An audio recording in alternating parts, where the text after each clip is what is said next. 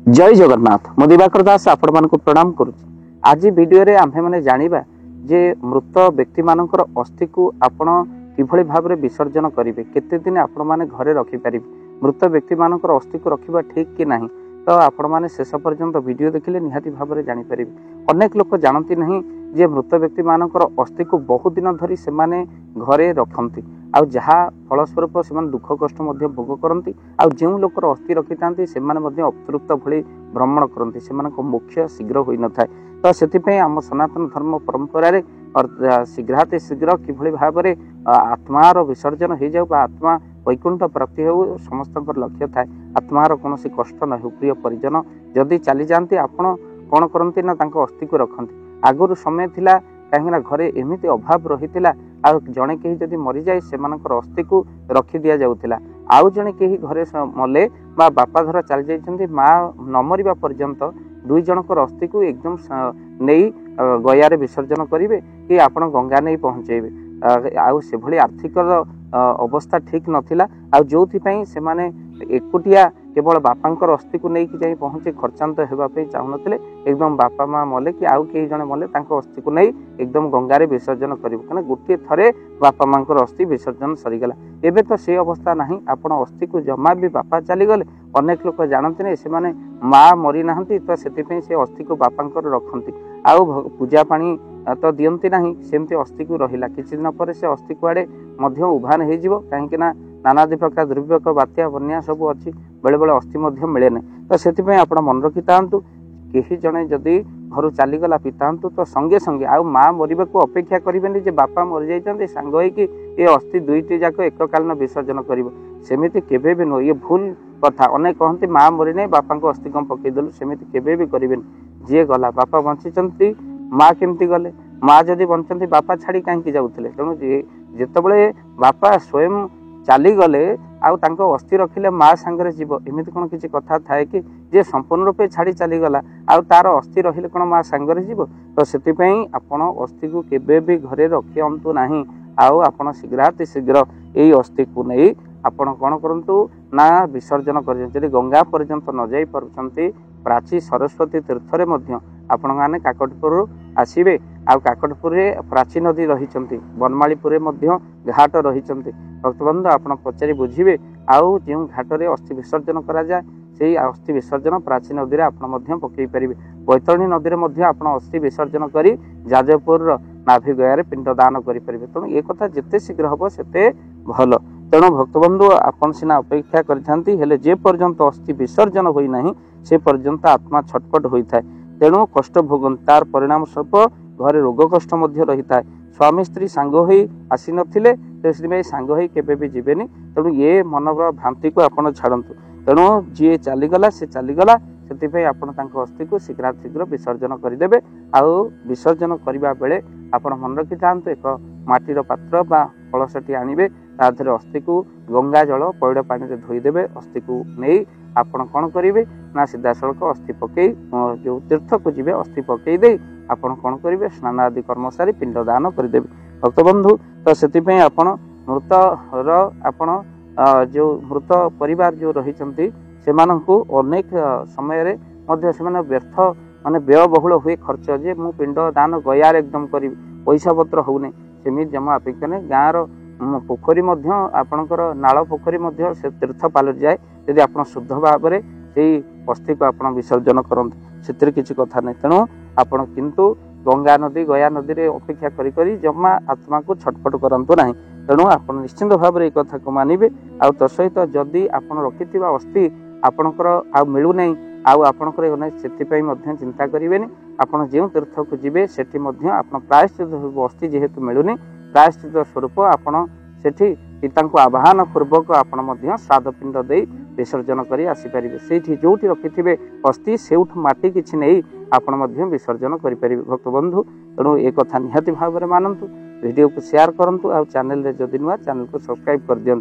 तेणु पितामाता अस्थि जमा रखी आपण कष्ट हूँ। प्रिय परिजन को अस्थि थे अस्थि पकई आसिले किसी भूरी भोजन ब्राह्मण दान एगुड़िक निहाती भाव में करंतु, जहाद्वारा आपको पुण्यफल मिले। आ प्रत्येक दिन आपण माने निहाती भाव में ଘରେ ଭାଗବତ ଶାସ୍ତ୍ର ପଢ଼ନ୍ତୁ।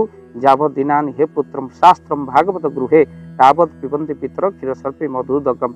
ଯାହା ପୁତ୍ର ଭାଗବତ ଗୀତା ପାଠ କରେ ତାର ପିତୃପୁରୁଷ ମାନେ ଆନନ୍ଦରେ କ୍ଷୀର ମଧୁ ଭକ୍ଷଣ କରନ୍ତି ଆଉ ସେଇ ପିତୃପୁରୁଷ ଆଶୀର୍ବାଦ ଦିଅନ୍ତି। କିନ୍ତୁ ଏବେ ତ ବଞ୍ଚିଲା ବାପାଙ୍କୁ ପକାନ୍ତି ଠେଙ୍ଗା, ମଲା ପରେ ଅସ୍ଥି ପକାନ୍ତି ଗଙ୍ଗା। ଲାଭ କ'ଣ ହବ? ତ ସେଠୁ ବଞ୍ଚିଲା ବେଳେ ବାପା ମାଙ୍କୁ ଭଲ ପାଅ, ଶ୍ରଦ୍ଧା କର, ଆଉ ମଲା ପରେ ଭୁରି ଭୋଜନ ସହିତ ଶ୍ରାଦ୍ଧ ପିଣ୍ଡ ମଧ୍ୟ ଦିଅ। ଏକଦମ ଯେଉଁମାନେ ଗୟା ଗଙ୍ଗାରେ ବିସର୍ଜନ କରି ଯେ ବାପା ମାଙ୍କୁ ଭୁଲି ଯାଉଛନ୍ତି ସେମିତି ଜମା ବି କରନ୍ତୁ ନାହିଁ। ଗୋଟେ ଗୋଟେ ଲୋକ କହନ୍ତି ଏକଦମ ତ ଗୟାରେ ବିସର୍ଜନ କରିଦେଲେ ଆଉ କ'ଣ ପିଣ୍ଡ ଶ୍ରାଦ୍ଧ ଦେବୁ। ଯେଉଁମାନେ ବାପାଙ୍କର ଦିନଟା ମନେ ରଖିଥାନ୍ତି, କାହିଁକିନା ଆପଣମାନଙ୍କର ମହାପ୍ରଭୁ ଜଗନ୍ନାଥ ତାଙ୍କ ପିତାମାତା ତ ବ୍ରହ୍ମ ବୈକୁଣ୍ଠ ପ୍ରାପ୍ତି କଲେ, ସିଏ କାହିଁ ଶ୍ରାଦ୍ଧ ବେଶ ହେଉଛନ୍ତି। ଦେବ ଦୀପାବଳି ପାଳନ କରୁଛନ୍ତି ମହାପ୍ରଭୁ ଜଗନ୍ନାଥ, ନିଜେ ଶ୍ରାଦ୍ଧ ବେଶରେ 22 ପାବଚକୁ ଓହ୍ଲେଇ ଆସି ପିଣ୍ଡ ଦାନ କରନ୍ତି।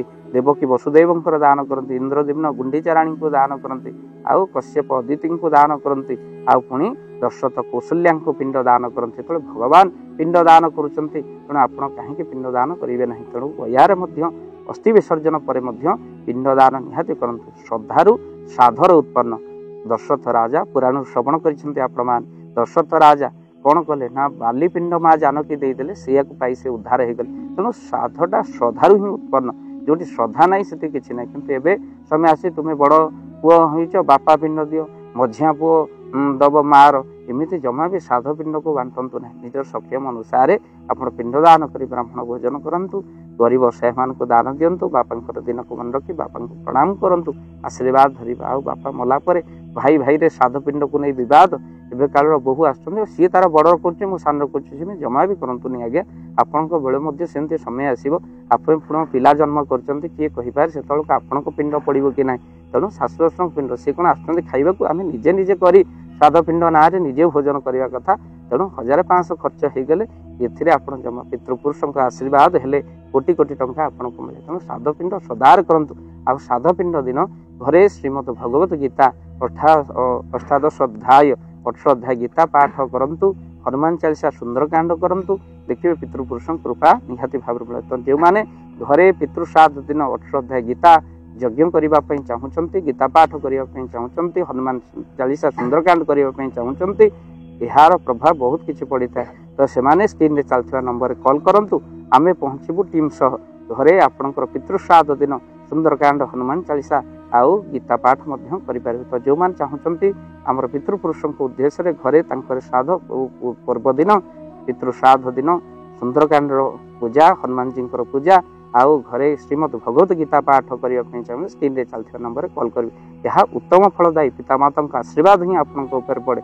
100 ଲୋକଙ୍କ ପାଇଁ ଭୋଜନ ଗୋଟିଏ କେବଳ ଭଜନରେ ମିଳିଥାଏ। ତେଣୁ ଘରେ ନିହାତି ଭଜନ କୀର୍ତ୍ତନ କରନ୍ତୁ, ଯାହାର ଶୁଭ ଫଳ ଘର ନକାରାତ୍ମକ ଶକ୍ତି ଦୂର ହେବା ସହିତ ପିତୃପୁରୁଷଙ୍କ ଆଶୀର୍ବାଦ ନିହାତି ମିଳିବ। ତ ଆପଣ ନିଶ୍ଚିନ୍ତ କଲ୍ କରନ୍ତୁ, ଆମେ ଟିମ୍ ସହ ପହଞ୍ଚିବୁ। ଅତି ସ୍ୱଳ୍ପ ମୂଲ୍ୟରେ ଆପଣଙ୍କ ଘରେ ସୁନ୍ଦରକାଣ୍ଡ, ହନୁମାନ ଚାଳିଶା ସହିତ ଗୀତା ପାଠ କରିପାରିବୁ ପିତୃଶ୍ରାଦ୍ଧ ଦିନ। ଭିଡ଼ିଓକୁ ସେୟାର କରିବେ, ଚ୍ୟାନେଲ ଯଦି ନୂଆ ଚ୍ୟାନେଲକୁ ସବସ୍କ୍ରାଇବ କରିଦେବେ। ଜୟ ଜଗନ୍ନାଥ। ଜୟ ଜଗନ୍ନାଥ। ଧନ ଅର୍ଜନେ ଧର୍ମ କରି ଧର୍ମେ ପ୍ରାପତ ନରହରି। ଯଦି ଆପଣମାନଙ୍କ ଧନ କୌଣସି ଗରିବ ଅସହାୟ ରୋଗୀମାନଙ୍କ ସେବାରେ ଲାଗିପାରିଲା, ଜାଣନ୍ତୁ ଆପଣଙ୍କର ରୋଜଗାର ସାର୍ଥକ ହେଇଗଲା, ଆପଣଙ୍କ ଧନର ମଧ୍ୟ ବହୁତ ମହତ୍ଵ ରହିଲା। ତ ଆଜି ଆପଣମାନେ ଯଦି ଚାହୁଁଛନ୍ତି ଆପଣଙ୍କର ସେଇ ଧନ ମହତ କାର୍ଯ୍ୟରେ ଲାଗୁ, ଯେମିତିକି ଆମେ ଗୋଟିଏ ଆମ୍ବୁଲାନ୍ସ କରିଛୁ, ଯେଉଁ ଆମ୍ବୁଲାନ୍ସ ପ୍ରତିଦିନ କିଛି ଅସହାୟ ରୋଗୀମାନଙ୍କୁ ମେଡ଼ିକାଲରେ ପହଞ୍ଚାଏ, କିଛି ଗରିବ ଅନାଥ ଶିଶୁମାନଙ୍କୁ ମଧ୍ୟ ଆମେ ବସ୍ତ୍ର ଦାନ କରୁ, କିଛି ରୋଗୀମାନଙ୍କ ପାଖରେ ପହଞ୍ଚୁ ଯେଉଁମାନେ ବହୁତ ରୋଗରେ ପୀଡ଼ିତ, ସେମାନଙ୍କ ପାଖରେ ଆମେ କିଛି ଅର୍ଥ ଆଉ ଗରିବ ଲୋକମାନଙ୍କୁ ସହାୟତା ପ୍ରଦାନ କରୁ। ଏ କିଛି ଦିନ ପୂର୍ବରୁ ଆପଣମାନେ ସହଯୋଗ କଲେ, ଆମେ ମଧ୍ୟ କିଛି କମ୍ବଳ ଅସହାୟମାନଙ୍କ ପାଖରେ ଯାଇ ପହଞ୍ଚି ବାଣ୍ଟିଥିଲୁ। ଆପଣଙ୍କୁ କୃତଜ୍ଞତା ଜ୍ଞାପନ କରିବା ସହିତ ଯଦି ଆପଣ ଚାହୁଁଛନ୍ତି ଆପଣଙ୍କ ଧନ ଆମ ଦ୍ୱାରା କୌଣସି ମହତ କାର୍ଯ୍ୟରେ ଲାଗୁ, ତ ସ୍କ୍ରିନ୍ରେ ଚାଲିଥିବା ନମ୍ବରରେ ନିଶ୍ଚିନ୍ତ ଆପଣ କଲ୍ କରନ୍ତୁ। ଆଉ ଆପଣଙ୍କ ବିବାହ ବାର୍ଷିକରେ, ଆପଣଙ୍କ ପିଲାମାନଙ୍କ ଜନ୍ମରେ, ଶ୍ରାଦ୍ଧରେ ଯଦି ଆପଣ ଦାନ କରିବାକୁ ଚାହୁଁଛନ୍ତି, ଆପଣଙ୍କ ପୁଅ ନାମରେ, ଝିଅ ନାମରେ, ସ୍ତ୍ରୀ ନାମରେ ନିଶ୍ଚିନ୍ତ ଭାବରେ ଆପଣ ଦାନ କରିପାରିବେ। ସ୍କ୍ରିନ୍ରେ ଚାଲିଥିବା ନମ୍ବରରେ ଆପଣ କଲ୍ କରନ୍ତୁ, ଆମେ ଦେବୁ ଆପଣଙ୍କୁ ଫୋନ୍ପେ ନମ୍ବର, ଯେଉଁ ଫୋନ୍ପେ ନମ୍ବରରେ ଆପଣଙ୍କର ଦାନ ପହଞ୍ଚି ପାରିବ। ଆଉ ନିଶ୍ଚିନ୍ତ ଭାବରେ ଆପଣଙ୍କର ଦାନ କେଉଁ କାର୍ଯ୍ୟରେ ଲାଗୁଛି ତାର ମଧ୍ୟ ଭିଡ଼ିଓ କରି ଭାବ ଦିବାକର ଚ୍ୟାନେଲରେ ଆମେ ନିଶ୍ଚିନ୍ତ ଭାବରେ ପକାଇବୁ।